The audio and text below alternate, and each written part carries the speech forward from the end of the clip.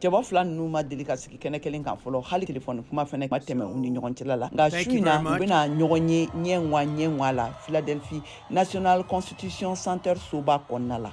A miniti 90 fɔlɔw kɔnɔna na u bɛ a daminɛ ni ɲɔgɔn sɔsɔliw ye ne ka ABC News kunnafoni sɛnsɛla David Muir ni Lindsay Davis ka ɲininkaliw jaabi. L'Amérique jamanaden miliyɔn bayirika caman de sigilen bɛ ka nin kɛnɛsigi nin makɔnɔ min bɛ sɔn ka kɛ yɛrɛkofɔ kɛnɛsigi kelen ani a laban ye. Nin kɛnɛsigi nin bɛ ka kɛ dɔgɔkun 8 sani kalataba don cɛla la nka tile damadɔ dɔrɔn sani kɔn ka kalataw cɛ minnu bolodalen don l'Amérique marayɔrɔ 50 sigida dɔw kɔnɔna na. Université du Michigan barokɛnɛsigi labɛnbaga Aaron Kell ye laseliw kɛ VOA la k'a fɔ ko tarata sufɛ barokɛnɛsigi nin ye jamanakuntigi ɲini yɛrɛ kofɔ kɛnɛ ye min nafa ka bon kosɛbɛ ka tɛmɛ waati bɛɛ lajɛlen ta kan wa k'a ma kɔnɔnen de don fɛnɛ kosɛbɛ jamanadenw fɛ. He is a smarter person than she is. A ka fɔ la Trump ye jamanakuntigi ɲini kuma kɛla masa de ye.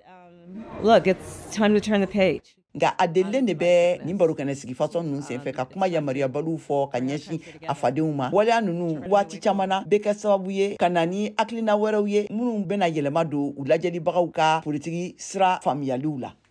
Aaron Kell ye a yira k'a fɔ ko Harris donna jamanakuntigi ɲini ninnu na juillet kalo tɛmɛnenw de la ko wa ko kalatalaw kumalen bɛ Harris ani Trump yɛrɛ ka yɛrɛkofɔw kan. A y'a sɛbɛntiya k'a fɔ ko Harris kan ka a jira k'a fɔ ko ale bɛ se Trump la ne dan karili ye Trump mara fanga ta hakilina kunfɔlɔw nana ko nka ko Trump bɛ se jaabi di cogoyaw la wa fɛnɛ k'a bɛ se ka yɛlɛma bila barokɛnɛ taabolo la ne a y'a kɔlɔsi k'a fɔ ko baro da bɛna to a la surtout ka nkalonw tigɛ ka da a la k'a ɲɛsin a ma. Harris y'a ka yɛrɛkofɔ labɛn ninnu kɛ Pittsburgh hôtel ba dɔ de kɔnɔna na Pennsylvanie mara la yɔrɔ min jɔyɔrɔ ka bon kosɛbɛ kalata ninnu na a ye kɛnɛ ladegeligiw caman kɛ ni Trump ladegew ye k'a kɛ komi n'a sɔrɔ a bɛ télévision jaw de kɔrɔla la ani ɲiningalikɛla dɔ ka bila min bɛ ɲininkaliw kɛ a la. Fan dɔ in fɛ Trump ye politiki tɔnsigi kɛnɛw de sigi ni a ka baarakɛlaw ye.